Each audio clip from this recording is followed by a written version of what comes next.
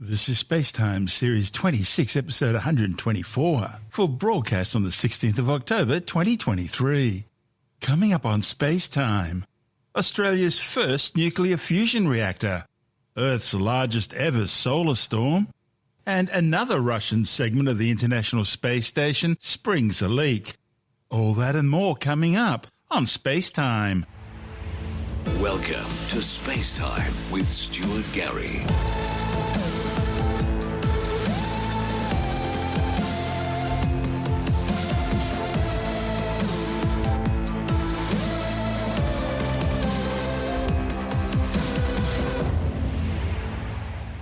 The University of New South Wales in Sydney has announced plans to develop Australia's first nuclear fusion tokamak. Tokamaks are one of the technologies being tried around the world to achieve reliable, safe thermonuclear fusion for power generation. Scientists see nuclear fusion as a limitless and clean method of energy production using nothing but seawater that will ultimately help end things like global warming and climate change. Now, nuclear fusion is very different from nuclear fission used in current nuclear power stations. Nuclear fission is the process in which uranium atoms are split apart, releasing a tremendous amount of energy to heat water, make steam, and spin turbines to generate electricity. And unfortunately, as a byproduct, it also produces high levels of radioactive waste. More than 10% of the world's electricity currently comes from nuclear power plants. But unlike nuclear fission, nuclear fusion is clean and limitless. Recently, the Lawrence Livermore National Laboratory's National Ignition Facility in California used ultra-short bursts of 192 high-powered lasers to achieve nuclear fusion in a hydrogen pellet. The lasers produced over 2 million joules of energy in a sudden burst lasting just a nanosecond. That's 1,000 millionth of a second. This generated the extreme temperatures and pressures needed to trigger a fusion reaction by heating and compressing the hydrogen isotopes to just a fraction of their normal size, forcing them to fuse together to make helium and releasing high-energy neutrons. In the Sun, this process happens naturally, where core temperatures exceed 15 million degrees Celsius and pressures reach 3.84 trillion pounds per square inch. That's 26.5 petapascals. But duplicating these extreme conditions on Earth has proven to be far more difficult, and the process has become the holy grail of fusion research ever since the 1950s. Laser fusion ignition is one of two paths that physicists are following in their quest to achieve nuclear fusion. The other involves magnetic confinement fusion, in which a superheated plasma is contained in a torus or donut-shaped vacuum chamber ring called a tokamak using powerful magnets. The plasma is made up of heavy and superheavy isotopes of hydrogen known as deuterium and tritium. Normal hydrogen, also known as protium, consists of just a single proton in its nucleus, orbited by an electron. Deuterium differs in that the nucleus also contains a neutron, and tritium has a proton and two neutrons in its nucleus. These isotopes are heated to between 150 and 300 million degrees Celsius by powerful electric currents within the tokamak ring. At these extreme temperatures, electrons are ripped off their atoms, forming a charged plasma of hydrogen ions. This is where the magnets come in. They confine this highly charged, high-temperature plasma to an extremely small area within the ring, thereby maximizing the chance of the superheated ions fusing together and giving off energy. It also keeps this hot plasma away from the sides of the torus. Now, the heat generated through this process can be used to turn water into steam, which spins turbines, producing electricity. So far, more than 200 experimental tokamaks have been built worldwide, but today they've all consumed more energy than what they produce. The massive international tokamak project ITER, the International Thermonuclear Experimental Reactor, is currently under construction in southern France, with the aim of starting operations in 2027. Meanwhile, physicists in Germany are using a complicated variation of the tokamak known as Accelerator. It uses a twisting ring design with changes in geometry and differing magnetic fields. These control the plasma for longer periods of time compared to the short bursts tokamaks usually achieve. The University of New South Wales nuclear fusion device will be wholly designed, developed, built and operated by students. The project's headed by nuclear engineering expert Patrick Burr and aims to have a working device operating within 2 to 3 years. The university's tokamak will be small, just 1 metre by 1 metre, and this early tokamak design will potentially be followed by other devices, also aiming to achieve nuclear fusion, possibly using different methods, such as high-powered lasers. The program is being supported by engineering partners Tokamak Energy and HB11 Energy. Burr says the project will be the first in the world where students will design, build and manage a fusion reactor. A tokamak is a donut-shaped machine that contains effectively a vacuum, but with a little bit of gas. So it's not complete vacuum. It's nearly a vacuum, but then we put in some hydrogen isotopes. And then it's got 3 very large sets of magnets. Magnets going around the circumference, magnets going around sort of in the other direction of the donut, if you can imagine, and a big magnet in the middle. And what all those magnets do is that they spin around the atoms that are inside the vacuum, and they spin them very, very, very fast until they are ionized atoms, so they've been stripped of the electrons, and they get spun very, very quickly until the force that they have when they collide on one another is enough to overcome the natural repulsion. Now, when 2 atoms bump against one another, they will naturally bump and just move on. They repel. But if you can get them to collide really, really fast, they will get beyond the natural repulsion and actually fuse together. And when that happens, you get fusion. So a tokamak is one of the ways in which you can achieve fusion by accelerating a plasma, so a gas of charged particles inside a vacuum chamber. They're building a big one of those in France right now, aren't they? Absolutely. The ITER is definitely the biggest tokamak that has ever been built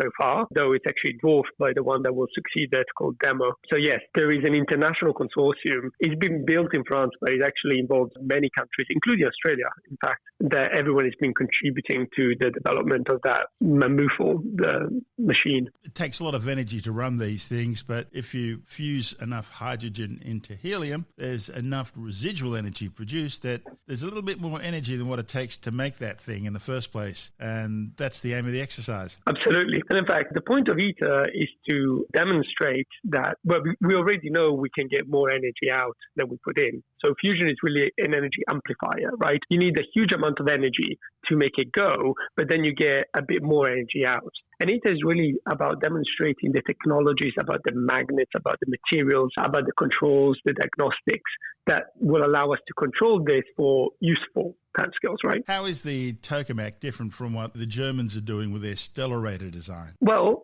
Accelerator is not that dissimilar in the sense that it's also toroid, so it's effectively another donut-shaped machine, but the difference there is that it's a very, very complicated, twisted shape of a donut. So and the reason for that... eddies and things like this. Well, the reason is, it's the simplest way to explain it is this, that a tokamak is very simple to build in principle because you've got only 3 sets of magnets, but it's actually very difficult to operate because the plasma, so this current of fast-moving atoms inside it, they don't want to stay around in a nice circular shape. They will tend to try and escape, and you're constantly controlling the current in all the magnets to try and keep the plasma do what you want it to do. While Accelerator, on the other hand, is excruciatingly difficult to design because the magnets have these really complicated, twisted shapes. But the idea is that once you've managed to do that, the control of the plasma is really, really easy because it naturally wants to remain where it is. And so you basically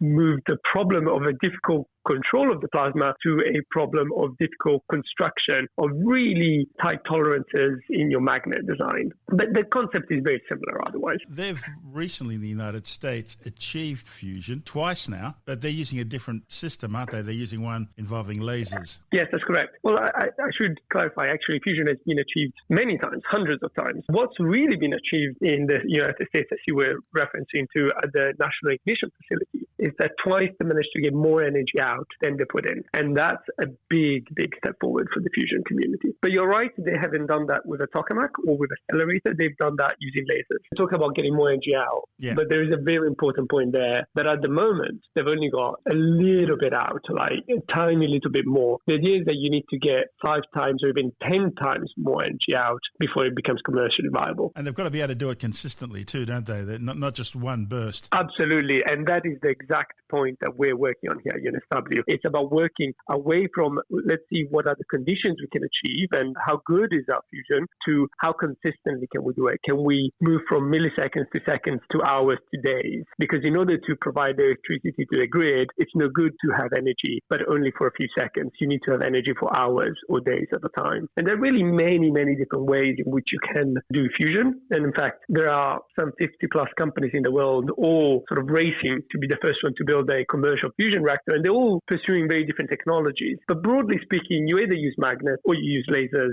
And in both cases, what you're trying to do is accelerate atoms fast enough that they collide together and fuse together. And with lasers, all you're doing is imparting a lot of energy to the atoms from all directions at the same time. And so you're compressing atoms together. And that's what the sun does naturally in its core. Exactly, absolutely. Except for the sun does it using gravity, actually, because it can. It's enormous. You guys are planning to build a tokamak. Tell me about it. Yes, so this will be the very first tokamak that is entirely designed, built, and operated by students. So that's what is innovative about our tokamak. It will be very small scale, at least the first iteration. And I say the first iteration because a key part of this project is that we're not going to build one and then that's it. We're going to use it for research. And that's basically the history of all tokamaks that have been built in history. And there's been several, tens of them. But our goal is to build one. And as soon as we built it and showed what it can do, is start building the next one and make it better, faster, stronger, and everything. And this iterative process of making our reactors, keeping them quite small so we can iterate at a rate of about 1 new device every 2 years, roughly, means that we can really learn very fast and we can really push the boundary of what is possible at a much faster pace. It really speeds up the learning curve. And by doing that, we hope to help our industry partners. They're aiming to build commercial fusion reactors. But the challenge that they have is that they have a lot of engineering challenges, which is that's the good news, right? Engineering challenges is better than physics challenges. You know, we don't have to discover new physics. We understand the physics. We now need to just deal, well, just in inverted commas, deal with the engineering challenges to make it feasible. But they've got lots of challenges and they have to solve all of them in order to have a commercial reactor. What we're going to do is in each iteration of the device, we're going to focus on one challenge and just that one single challenge. And we're going to spend 2 years trying to solve that one. And for instance, that might be, can we push the limit of what the strength of the magnets that we can have on the tokamak so that we can control a plasma with a higher density, but the machine doesn't want to rip itself apart because there are huge forces imparted by the magnets? Or can we design materials that withstand higher temperatures? Because these reactors operate at about 100 million degrees C. So can we design materials that can withstand those temperatures for long enough before we need to replace them? Those are the sorts of challenges that we hope to help accelerate the development of for our industry partners. And that's part of the concept of using magnets around the tokamak to keep the plasma in the center of the donut device so that it doesn't touch the edges, right? Absolutely correct. So in the ideal world, your very, very hot plasma never touches the edges, right? And so it doesn't destroy your material and the plasma doesn't cool down either. So that's great. But in reality, it's actually very difficult to control the plasma. And there will be occasionally, and sometimes not so occasionally, deviations from that optimal point, right? So you have to make engineering materials that can withstand those transients, those deviations from the ideal setting. And one great thing about our device is that once we build it, we're straight on moving on to the next one, which means that we have a device that we can use for those more destructive type of testing that normally you wouldn't do on a machine that has taken you 10 years to build and several $1 million to build, which is doing those tests to understand what happens to the machine and to the components of the machine when you have a transient in your plasma, for instance. The mantra I keep hearing is always, it's about 10 years away. It's been about 10 years away for quite some time now. What's the horizon look like?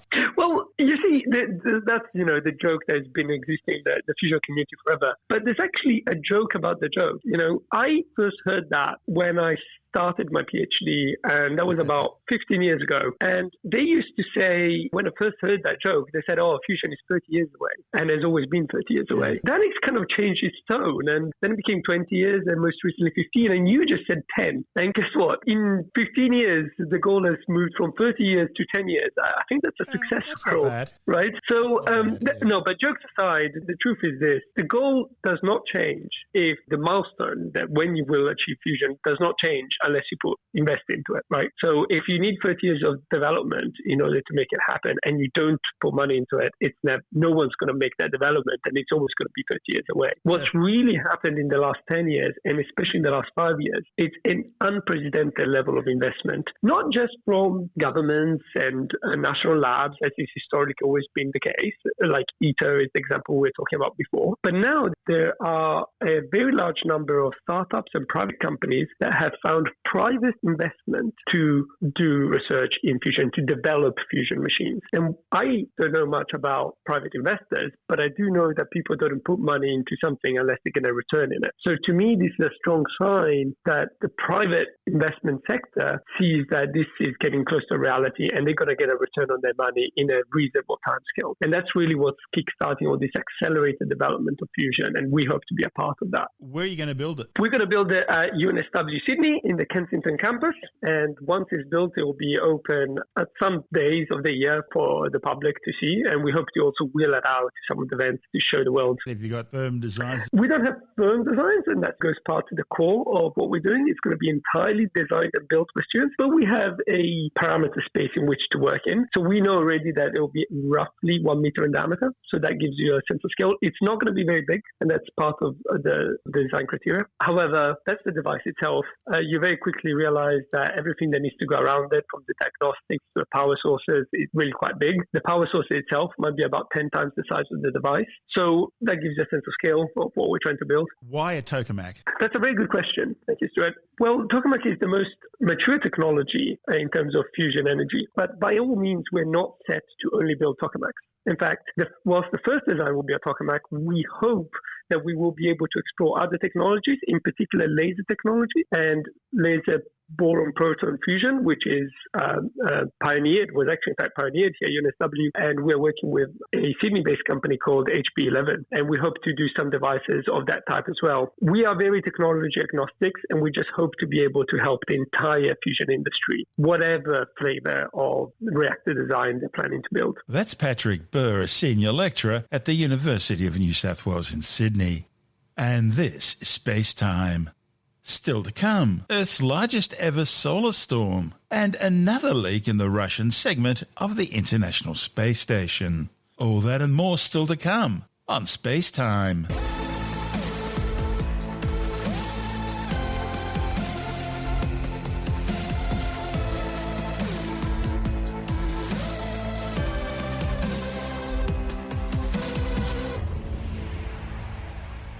Scientists have discovered evidence of what may well be the largest ever solar storm to hit planet Earth.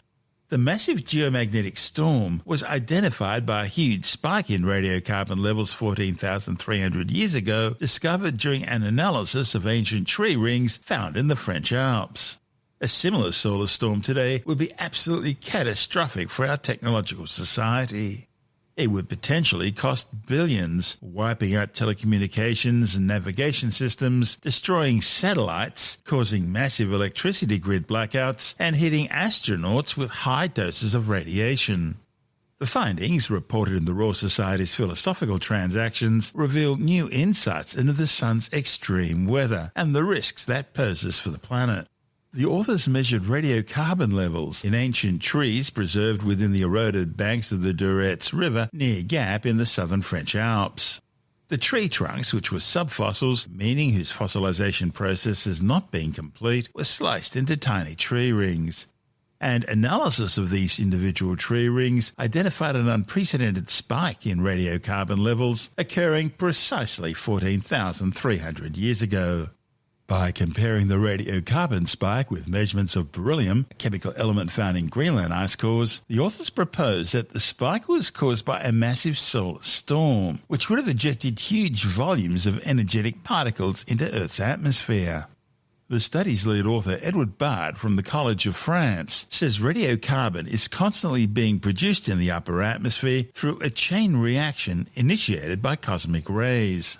Recently, scientists found that extreme solar events, including solar flares and coronal mass ejections, can also create short-term bursts of energetic particles, which are then preserved as huge spikes in radiocarbon production occurring over the course of just a single year. The researchers say that this occurrence of similar massive solar storms today would be catastrophic for a modern technological society. They warn that it's critical to understand the future risks of events like this in order to enable better protection, build resilience into communications and energy systems, and shield them from the potential damage. See, extreme solar storms can have huge impacts on Earth. A sudden flood of charged particles reaching power lines will overload transformers, causing them to blow. Now, sure, you can replace one or two transformers, but having to replace hundreds, even thousands at one time would take years. The result would mean huge, widespread power blackouts lasting for ages.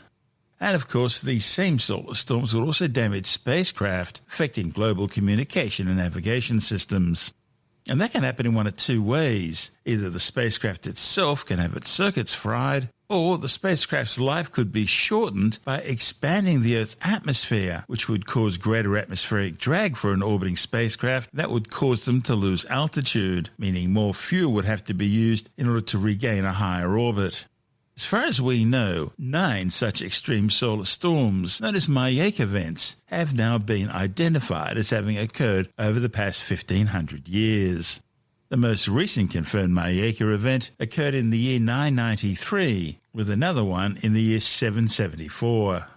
But this newly identified 14,300-year-old storm is, however, the largest that has ever been found, roughly twice the size of the other two. The exact nature of these Mayak events remain poorly understood. That's because they've never been directly observed or monitored with instruments. But they highlight that we still have much to learn about the behaviour of the Sun and the dangers it poses to society on Earth.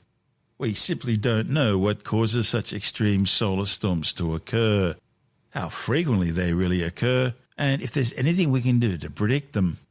Baird points out that direct instrumental measurements of solar activity really only began in the 17th century with the start of people counting sunspots. Nowadays, of course, very detailed records are kept using ground and space-based observatories. However, these relatively short-term instrumental records are insufficient for a complete understanding of the Sun. Radiocarbon measured in tree rings used alongside beryllium in the polar ice cores provides the best way to understand the Sun's behaviour further back into the past. Right now, the largest directly observed solar storm, which occurred back in 1859, is known as the Carrington event. It caused massive disruption on Earth, destroying telegraph machines and creating nighttime aurorae so bright you could read a paper without turning on a light. However, the Mayak events, including this newly discovered 14,300-year-old storm, would have been a staggering entire order of magnitude greater in size. This is SpaceTime. Still to come, another leak from the Russian segment of the International Space Station, and later in the science report, the World Meteorological Organization says planet Earth's just experienced its hottest September on record. All that and more still to come on SpaceTime.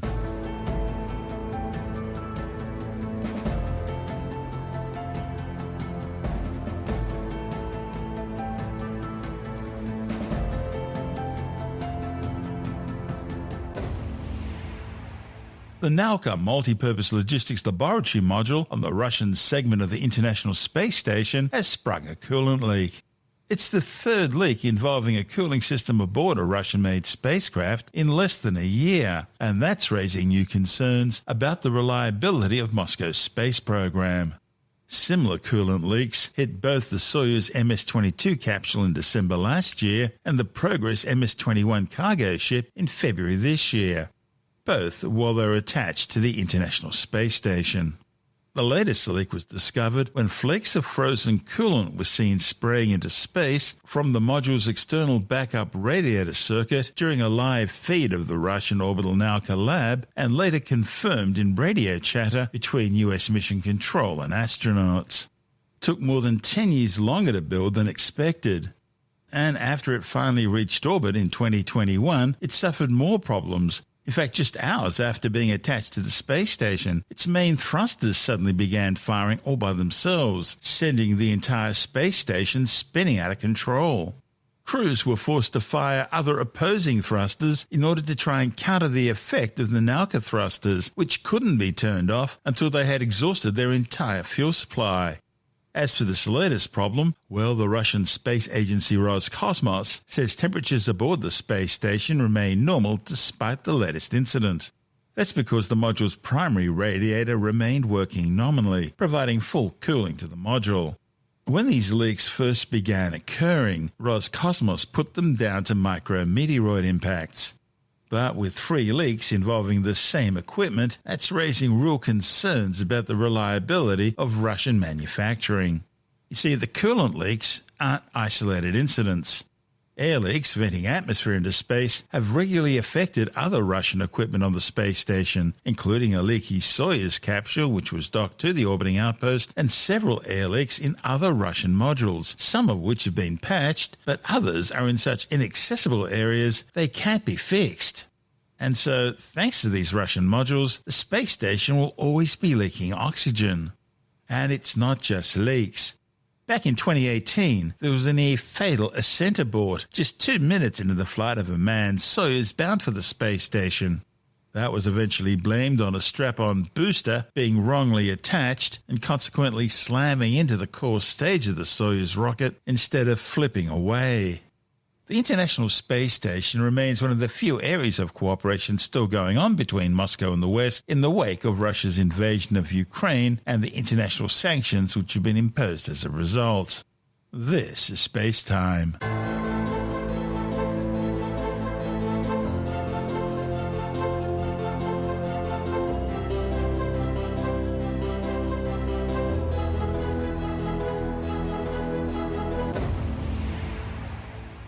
And time now to take a brief look at some of the other stories making news in science this week with a science report.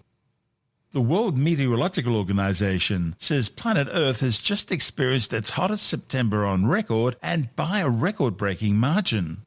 September had an average surface temperature of 16.38 degrees Celsius. That's a full half degree above the temperature for the previous warmest September back in 2020. And about 1.75 degrees Celsius warmer for the month of September compared to pre-industrial references from the 1850s to the 1900s.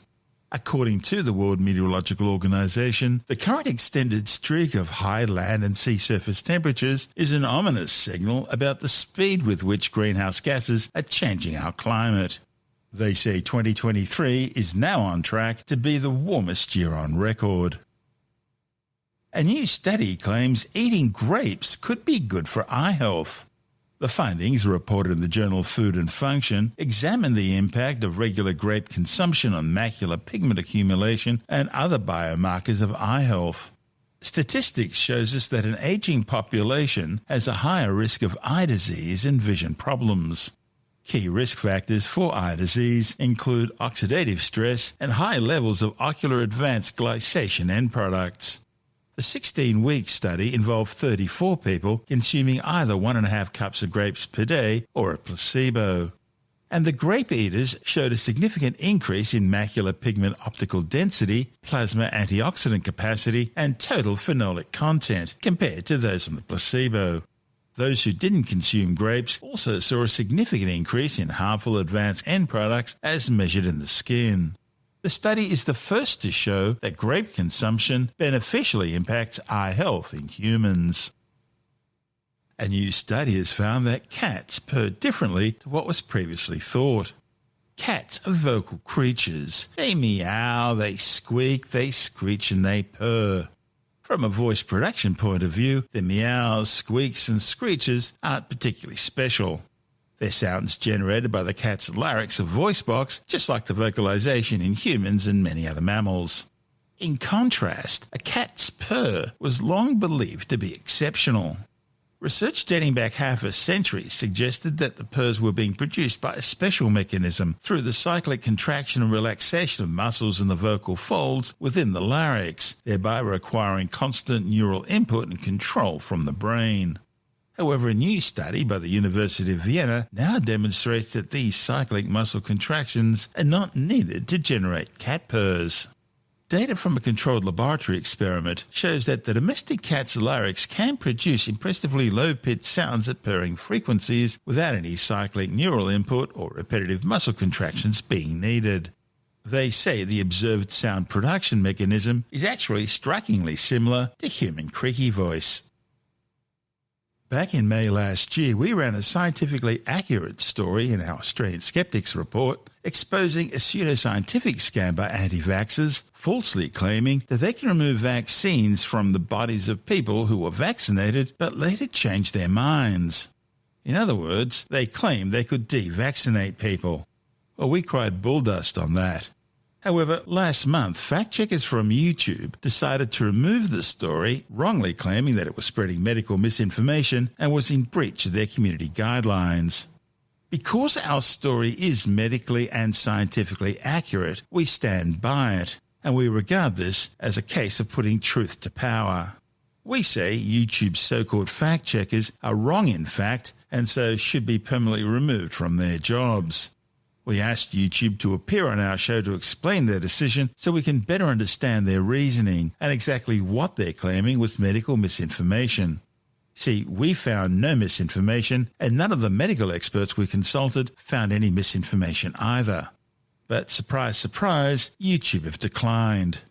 Luckily, Tim Mendham from Australian Skeptics, who was part of that original story, wasn't so reticent. You wonder if they were objecting to it because it contained medical misinformation, regardless that we were actually criticising it. So because it was in there, they then decided to ban it. It's like if you're giving a speech and you quote a out-and-out neo-Nazi or racist or something as a 5 words as part of your speech, the whole speech gets scrubbed. But I don't know if that was the case. You don't get a chance to argue back, do you? Firstly, what they said wasn't a fact because there was nothing wrong in our story. Our story was stating a scientific fact that you cannot devaccinate someone who is being vaccinated, because that's not how vaccines work. They don't stay in the bloodstream for 1,000 years. They do what they're supposed to do, then they die and disappear. That was what we were saying in the story, and yet these fact-checkers, or in this case, fact-fictionizers, were at odds with that, and they seemed most upset when we challenged them. How dare we challenge them? We originally got this story from The Conversation, which is a series of articles regularly published from academics around the world. It's a good source of information. They're often short articles, about 900 words. I know exactly because I copy some of them from our magazine, which we're allowed to do. And they publish a lot of these things. You just go to The Conversation and look it up, and you'll find a lot of articles on a whole range of different topics, some of which I disagree with. A lot of them are fine. This was a story called No, You Cannot Devaccinate Yourself, and it specifically referred to some treatments that were being suggested, which including snake venom kits and cupping, or bleach as well, having a bath in bleach. The snake venom kits are notoriously poor at withdrawing snake venom, and that's when you use them straight away. Someone suggested that their effectiveness of removing venom, they get about 0.04% of the venom out, and at the same time they probably cause more damage to the soft tissue around where you're applying it than just leaving it there. And then there's the cupping, which is the little glass bowls. You heat up air inside it with a match or a taper like or something. And then poison out again, I take it. And you suck the poison out. Now, often the sucking just goes straight onto the skin. In this case, they're talking about putting a little cut in the skin and then putting the bowl on top of it to draw out the nastiness through the cut. This is probably dangerous because you're going to damage the tissue around where the cut is. And in any case, that would only affect things on the very surface, or just below the surface of the skin. It's not going to go deep into your body and remove a vaccine, which, as you say, has probably by that stage sort of passed through everything, and then it's sort of dissipating. As for recommending bathing in bleach or baking soda, or bathing in bleach doesn't sound like a good idea to me, and I don't know how that's supposed to get the vaccine out. So anti-vaccine movements think up any excuse they can to help their clientele, and these things just didn't work for various reasons. One, that's not how you get rid of vaccines. You can't get rid of vaccines anyway, once it's in. And these technologies don't work in any case, whether it's the vaccines or not.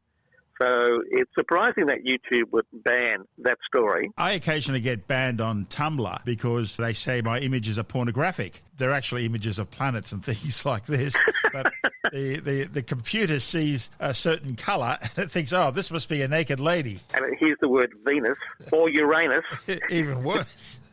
Yeah. Oh, so it's a sad situation where someone can complain. Presumably this was someone who's supporting sort of vaccine removal. Oh, yeah. Complains about a story and it just gets taken down. That's a bit sort of severe. And then we challenged it, and the YouTube fact checkers, and I use that term very loosely because they're not checking facts. They're obviously using their own opinions. Either they didn't understand the article because they're not very bright, or alternatively they did understand the article and they're actually in support of the idea of these de-vaccination things, which is scientifically unsound and medically ridiculous. But nevertheless, that's what they did. And I thought it was important that you have a chance to rebuff their claims, and we'll get this on air before they decide to fact-check this and ban this episode as well, which is probably what they'll do if they follow course. There could be a third reason, of course, is that there's so much garbage on YouTube that they're sort of like the clerk in the office going stamp, stamp, stamp, stamp, stamp. Oh, kill them all and let God sort them out in heaven, yeah. In a way, yeah, and just because they just don't have time. Someone complains about something, oh yeah, I approve that, bang, bang, bang. They're not fact-checking, they're not even checking, perhaps. And of course, as soon as they hear that, the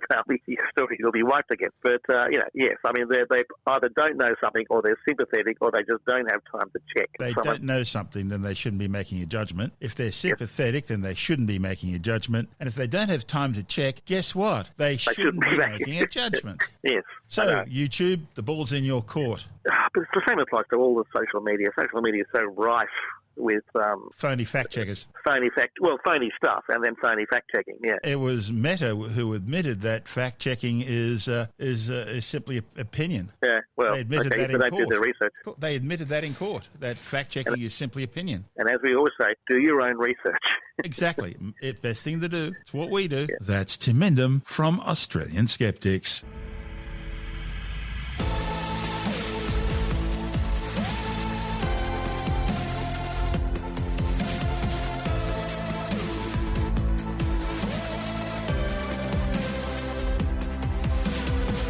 That's the show for now. SpaceTime is available every Monday, Wednesday and Friday through Apple Podcasts, iTunes, Stitcher, Google Podcast, Pocket Casts, Spotify, Acast, Amazon Music, Bytes.com, SoundCloud, YouTube, your favourite podcast download provider, and from spacetimewithstuartgary.com. SpaceTime's also broadcast through the National Science Foundation on Science Zone Radio and on both iHeartRadio and TuneIn Radio. And you can help to support our show by visiting the SpaceTime store for a range of promotional merchandising goodies. Or by becoming a SpaceTime patron, which gives you access to triple-episode commercial-free versions of the show, as well as lots of bonus audio content which doesn't go to air, access to our exclusive Facebook group, and other rewards. Just go to spacetimewithstuartgary.com for full details. And if you want more SpaceTime, please check out our blog, where you'll find all the stuff we couldn't fit in the show, as well as heaps of images, news stories, loads of videos, and things on the web I find interesting or amusing. Just go to spacetimewithstuartgary.tumblr.com. That's all one word, and that's Tumblr without the E. You can also follow us through @StuartGary on Twitter, @SpaceTimeWithStuartGary on Instagram, through our SpaceTime YouTube channel. And on Facebook, just go to facebook.com/SpaceTime with Stuart Gary. And SpaceTime is brought to you in collaboration with Australian Sky and Telescope magazine, your window on the universe. You've been listening to SpaceTime with Stuart Gary. This has been another quality podcast production from Bytes.com.